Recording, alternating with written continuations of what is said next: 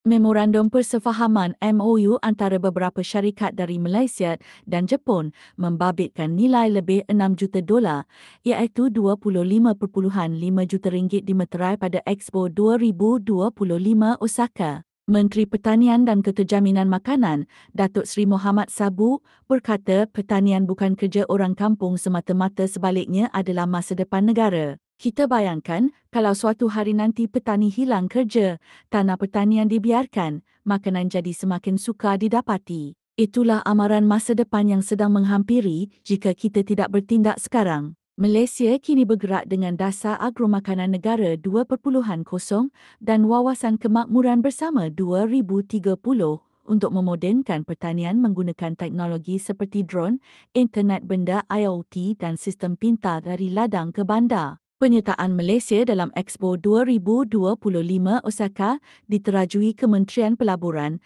Perdagangan dan Industri METI dengan disokong melalui pendekatan kerajaan secara menyeluruh membabitkan 21 kementerian dan 70 agensi. Menurutnya, Malaysia tampil di Expo berkenaan dengan membawa semangat besar bahawa pertanian lestari bukan sekadar pilihan tetapi satu keperluan. Ayo kita terus berganding bahu baik kerajaan, swasta, petani dan rakyat ke arah Malaysia Madani yang berdaya tahan, berinovasi serta berkat.